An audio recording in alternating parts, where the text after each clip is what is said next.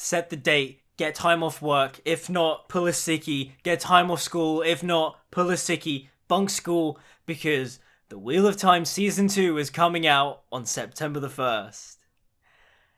Yay! For all of you that are new around here, you should probably know that I don't like The Wheel of Time Season 1. I think it's a bad adaptation of the books, and I also think it's a bad season of television. And you should also probably know that I'm currently embarking on the very long, arduous journey of reading the Wheel of Time book series. I'm currently halfway through book 6, and I'll tell you what, for all of you that have seen my book 5 review, The Fires of Heaven, know that I didn't particularly like that book. And so what I can say about book 6 so far is that I'm enjoying it a bit more than book 5. Book 5 was an absolute slog. This one is better. I'm enjoying it more. That being said, I want to see how it ends, because for all I know, the ending is like catastrophically amazing, and I'm like, oh my god. But as of right now, it's good. My biggest issue with the Wheel of Time book series so far, though, is the fact that every book is just way too long. It's very well written. I like Robert Jordan's writing style. I like the prose. I like a lot of the lore and the world building and the characterizations of certain characters. It's pretty cool so far. But they are just very long books. So in addition to the news of a release date, Entertainment Weekly also dropped an article and a few images related to The Wheel of Time Season 2, so we're going to go through that now and discuss it a little bit. The Wheel of Time returns for Season 2 on September the 1st, and you can get a taste of what is in store with the exclusive first look photos below. Our heroes, who journey together from the village of Two Rivers all the way to the northern kingdom of Faldara in Season 1, are now scattered and caught up in their own individual adventures. Having learned that he is in fact the Dragon Reborn, Rand has gone into hiding so that he won't harm his friends if he descends into madness like previous incarnations of the dragon did. His mentor Moraine has now lost her connection to the One Power, and her emotional relationship with Lan, Daniel Henney, along with it. I swear that's not how that works in the book. I might be misremembering that, but I swear that's not how it happens in the book. I swear, like, if a character, like, loses connection to the One Power, they still have a connection with a sense to their warder, right? I could be wrong. Or maybe not, because there's a bit in book 6 when an Aes Sedai regains connection, but they've also lost their connection to their warder. I might be misremembering stuff. That being said, though, why the hell did they steal Moraine in Season 1? Like, still gentle shield, whatever the hell. Why did they do that? That was stupid. Because the whole point is that Moraine is like the Dumbledore-like figure. She's with the kids, she stays with them, she guides them, she protects them. And they got rid of her ability to do that so she can go off on her own adventure. Why? While Moraine returns to her homeland of Cairhien, Egwene and Nynaeve begin their Aes Sedai training in order to learn how to control their access to the One Power. There are also new faces to meet in Season 2. Matt Cawthon has been recast, with Donal Flynn taking over the role from Barney Harris. And, as teased at the end of Season 1, soldiers of the Shanshan Empire have arrived from across the sea in order to conquer their ancestral homeland. Just as Season 1 covered The Eye of the World, the first novel in Robert Jordan's book series, Season 2 will mostly cover the next book, The Great Hunt. But don't be surprised to see some elements from other books as well, since the show is only 8 episodes per season to tell this massive story. This season is a lot of screaming, crying, fighting, and 2 people talking in a room, showrunner Rafe Judkins teased at New York Comic Con last year. See, he thinks that sounds exciting, but that doesn't sound exciting. That just sounds really kind of like nothing. Like, oh, there's screaming, there's crying, there's 2 people talking.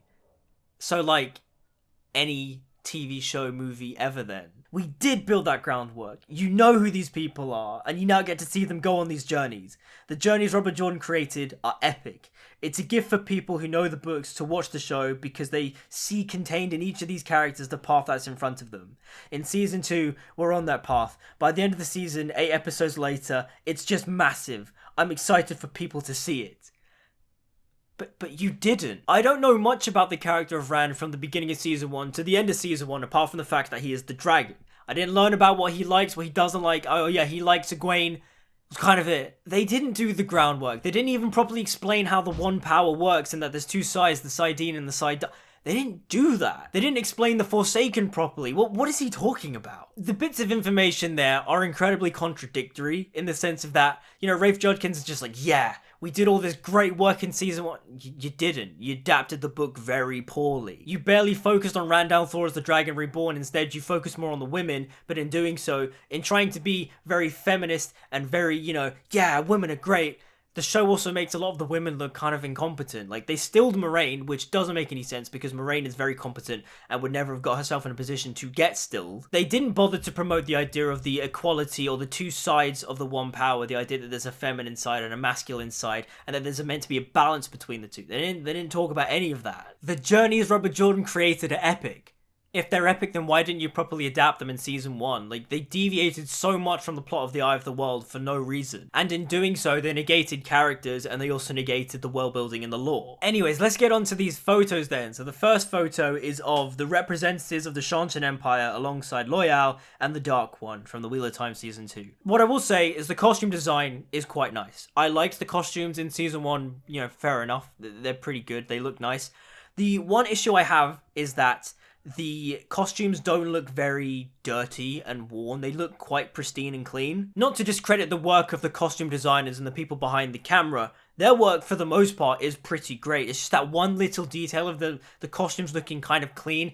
It does take away the realism of the world, and it does make it seem like, oh yeah, these are just actors we got in costume and just put on set. Like, a couple of little details that would have been nice is if, you know, there was some soiling around the collar, around the wrist, just, you know, that's where people generally tend to sweat, and that's where, when it comes to costume design, you would see, you know, some semblance of wear and tear, and because these costumes are so pristine, you don't see the wear and tear. Also, the Dark One. In Season 1, he's labelled as Ishamael / the Dark One, which is a nice detail because in Book 3, obviously it's revealed that Ishamael has been disguised as Ba'alzamon the whole time, and so that's why Ba'alzamon has been able to get into the world to fight Rand in certain occasions. But the thing that I have is that, what are they doing for the climax of the season? Are they going to be doing the climax of the Great Hunt, where the Horn of Valyr is blown, and then Ba'alzamon and his minions fight them, and then Rand fights Ba'alzamon in the sky? Or are they adapting the final fight in Book 3, where Rand fights Ishamael, who is also disguised as Ba'alzamon? That idea of trying to merge Books 2 and 3 together into one season, like, you can do it, but I personally wouldn't do that, just because Books 2 and 3 are good books by themselves. Great. Book 2 is my favourite so far. Book 2 is awesome, and I would have liked a whole season dedicated on that. And Book 3, whilst I think is good, the issue I had when I first read it was that it shifted perspective from Rand, because the first two are very focused on Rand, and Rand is barely in the third book. I feel like Book 3 would be a nicer reread, and I think I'd appreciate it a lot more, especially considering how I'm feeling the drag with Books 4 and onwards. That being said, I do want to see how it plays out, just because I think it could be cool to merge Books 2 and 3 together, and I would like to see how that would play out, but also, I don't think they should be doing that. I do think that's a mistake, because Books 2 and Books 3 are awesome stories to tell in their own separate ways. The next photo we have is of Donald Flynn as Matt Hawthorne in The Wheel of Time Season 2. Now, he's looking sad, he's crying, okay. The thing that I will say is that Donald Flynn looks more like Matt Hawthorne than Barney Harris did. Not throwing shade to Barney Harris, but the costume design work for Matt in Season 1 made Barney Harris's Matt look very kind of unkempt, untrustworthy, very mischievous, but in like a kind of sinister sort of way. He looked very scruffy, and he didn't scream Matt Hawthorne to me. As of right now, Donald Flynn looks more youthful, feels a bit more cheeky, and a bit more sly. He feels like Matt more to me than Barney Harris did, because Barney Harris just looks kind of scruffy, and I'm not throwing shade to Barney Harris the actor, I'm talking about the character design of Matt. That being said though, they could probably just completely miss the mark on Matt. He might just open his mouth, and his first scene in Season 2 is just bad. Because again, Season 1 kind of ruined Matt because Barney Harris left, and they kind of did this weird way of like, oh yeah, we can't really like keep Matt in the show, so we're not going to have him walk through the portal. And then he's just going to go back to the White Tower just because. Season 2 for me has like an upward battle, because they have to fix that mistake, because they kind of butchered Matt in Season 1. He's not very fun, because one of the things that I will say about Matt is that when you read his chapters in Books 3 and onwards, I think, Matt is very fun. Matt is a very cool character. He is very loyal, but he is also very unwilling at times. He's also very lazy at times, and he's also very sly and cunning and cheeky. And they missed the mark with that in Season 1. So here's hoping they fix that in Season 2, because the actor looks decent, I think. He could open his mouth in the first scene, I could hate him. So far though, he looks good. The next picture is of Rosamund Pike as Moraine in The Wheel of Time Season 2. And look, Rosamund Pike I liked in Season 1 in terms of I think she's good as Moraine. I am not entirely a fan of what they did to her character. But yeah, her costume's nice. The costume work is very pretty. It's very nice. But again, it looks too clean. Where's the soiling around the neck and the sleeves and the collars? It just looks very pristine, especially if you look in the backgrounds. The backgrounds look very dusty, very dirty, very lived in. And then you just have these pristine looking costumes, and it's like, that doesn't correlate. That just looks a bit weird. I won't lie, I really hope they fix this Moraine as, you know, shielded, stilled subplot. I hope they fix that like as soon as possible, because what was the point? There's no point in doing that. Again, the showrunners were like, yeah, this is a very feminist show. We want to make these women look very strong and powerful. But they didn't, because at the end of the day, they made Moraine look weak because she got defeated by Alzamon and stilled. Shielded, gentled, whatever. I don't care whatever terminology they use. They made her look weak. So here's hoping they fix that in season 2, though I don't have hope, because Rafe Judkins is very determined in the fact that, yeah, we did all this great work in season 1. You didn't. Next image is of Madeleine Madden as Egwene in the Wheel of Time season 2. Yeah, she looks fine. Costume looks too clean, but yeah. She looks fine. Same with Daniel Henney as Lan. Just Lan on a horse. He looks like Lan. It's fine. Zoe Robbins as Nynaeve in Wheel of Time season... Yeah, again. She looks like Nynaeve. She's wearing a white dress. Fine. Josta Stradowski as Rand al'Thor in the Wheel of Time season 2. Josta Stradowski looks like Rand to me. That's the thing I will say about season 1. I liked him well enough. I can't judge his acting per se because he didn't really get much to do until like the last 2 episodes. It's annoying because I think Josta Stradowski looks like Rand. He's built like Rand. He looks cool. Rand is one of my favorite characters in the Wheel of Time, and I think if he was given the opportunity, he'd do a pretty good job. But I'm just confused at what Rand is trying to do in season 3, because they said that Rand is in hiding, trying to keep away from his friends just in case he goes mad and kills them. But then also, what's he doing? Is he gonna go do the Dragon Reborn subplot where he goes to find the Sword of Kalimdor? Or is he not doing that? Is he just on the run and hiding? Also, why did they buzz his hair off? Like, it doesn't really make much of a difference. Like, oh, he's in hiding, yeah, buzz it off. Okay, sure, whatever. But also, what was the point of buzzing off his hair? Like, his hair actually looked good at the end of season 1. Why did they get rid of it? I don't know. Like, I'm just curious to see how this is all gonna, like, interweave together, because apparently Perrin's off to do the whole Hunt for the Horn thing. Rand's off to do his Dragon Reborn thing.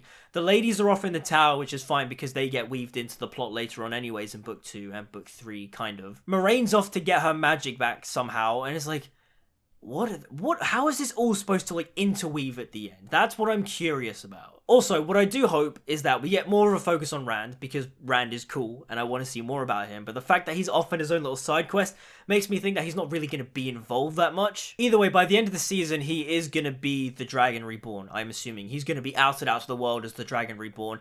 And what I do hope is that they give him the red and gold dragon coat, because that coat is really cool and I want to see that depicted in live action. And the last image we have is of Aviendha, played by Ayla Smart, and Perrin, played by Marcus Rutherford, in the Wheel of Time Season 2. What is Perrin doing with Aviendha? Don't tell me they've merged Aviendha and Faile together, because that would be bad. Because Perrin's love interest is Faile, and Aviendha's love interest is Rand. You can't merge these characters together. Don't do that. Also, I'm pretty sure Aviendha doesn't show up until, like, Book 3-ish, because that's when Elaine, Egwene, and Nynaeve are, like, lost, and then they run into some Aiel, and Aviendha is one of them. This all just feels like it's gonna be one big pile of fanfiction, isn't it? Just... Do you know what's also something as well, right? When I'm looking at the backgrounds for a lot of the images, particularly for images 1, the Rand one, and the last one with Aviendha and Perrin, the locations they're in, they don't seem to be the locations I've imagined in the books. I'm assuming that the first image of the Seanchan and Ishamael, they're in Falmer or they're in Tyr. If they're supposed to be in Falmer, then Falmer in the show does not look like how I imagine Falmer to be. Because I imagine Falmer to be a coastal city. And this look here looks very kind of Mediterranean-ish, but it doesn't look like a city. It looks more kind of like a castle keep type of thing. And then if they're supposed to be in Tyr, then Tyr doesn't look like how I imagined it to look. Because Tyr I imagined to look kind of, you know, deserty-ish, but then also kind of like a Scottish ruin. Like there's a lot of like rock formations about, and it's quite barren looking, and there's like a few like towers here and there. And then the Stone of Tyr is supposed to be kind of like this long thing. That's how I imagined it looking like. For all I know, I'm completely wrong, and that's not how they're described to be in the books, but as of right now, that's how I imagine the Stone of Tyr to look like. But to wrap things up, I'm not excited for the Wheel of Time Season 2, I'm more morbidly curious, because I know it's probably not going to be good, especially considering Rafe Judkins thinks that they did Season 1 absolutely amazingly, which they didn't because they barely adapted the book properly, and like, if you can't adapt Eye of the World, this fairly simple, straightforward story, then how the hell are you going to start adapting the later books? This is when it's just going to become like a weird mishmash fan fiction type thing. And that's exactly how they've described Season 2. It's meant to be books 2 and 3 combined, but like, how does that all work and fit together? I don't know. For all I know, I'm wrong, and that this season is very good. But as of right now, reading the words in this article and looking at these pictures, whilst the pictures look visually fine, they're not really standing out to me as just like, yeah, this is going to be cool, this is going to be great, this is going to be amazing television. Especially the stuff they've said about it, it just sounds really messy and complicated, and it's like, this is not going to be good, is it? Because the problem I have with season 1 as well is that Eye of the World is a fairly simple story, but they barely hit all of the major points of Eye of the World because they ended up going off on random subplots and like doing these random things, like that whole water subplot where like he, kills himself. What was the point of that? That added nothing to the story. They barely established things like the Forsaken and the One Power properly. They didn't explain the rules to the world. They didn't do the Luce Theron flashback where he kills his wife and all that. They didn't do any of that. So how the hell are they going to adapt the next 2 books properly? But those are just my thoughts on this first look thing at Wheel of Time Season 2.